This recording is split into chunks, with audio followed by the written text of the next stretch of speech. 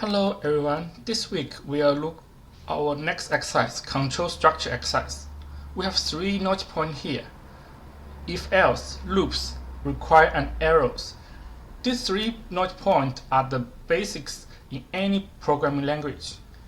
And we have video here, you can look at video when you have time. I will briefly introduce the concepts with using like what we learn in the mathematics in our elementary school.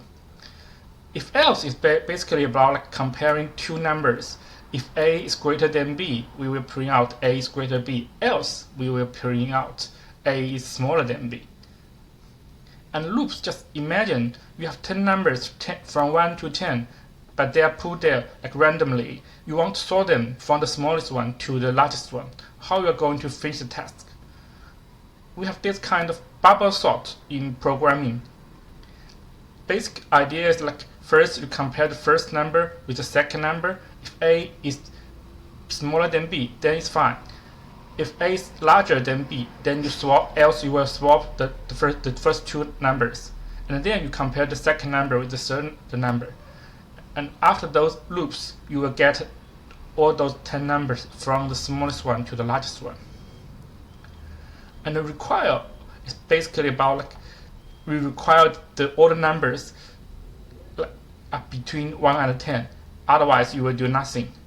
And error handling is about if you come across a number that is not in 1 and 10, you will throw an exception. Okay, let's look at our exercise here. In this exercise, we are asked to write a single smart contract named control structure. Basically, we are asked to implement two functions. The first function is the first smart contract named FizzBuzz. It will ask us to analyze a parameter named numbers. If the number is divisible by 3 and 5, will return fizz and buzz. And if it's divisible by 3 only, it will return fizz. And if it's divisible by 5 only, it will return buzz.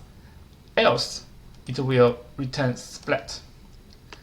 And in the second smart contract here, we have do not disturb function. It will analyze the parameter time. And this is what kind are expected to output if we have different value of time. Now let's start programming. Let's start programming. We create a new file here. Control structures.solidity. And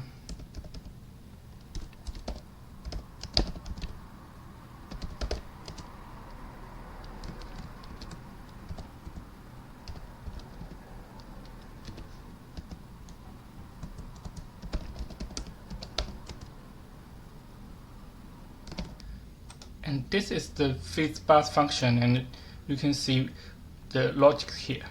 And then we will draft our second function, that is do not disturb. Notice we have error handling here, so we will first write the error handling here.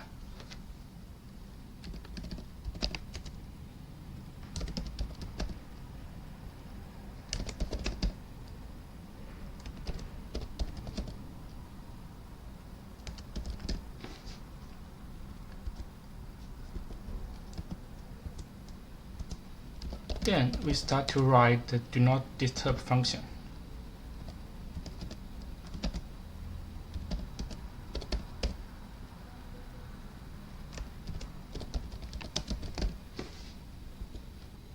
Here we have the do not disturb function, and you can see very clearly from the code that it will return different values when the time is different. And if the time is later than 22 p.m., it will return the exception after hours here. We will try to compare our smart contract and deploy into our base testnet. And after I will deploy our smart contract,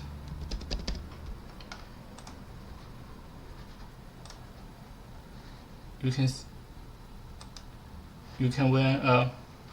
get an NFT here. So that is it for this week.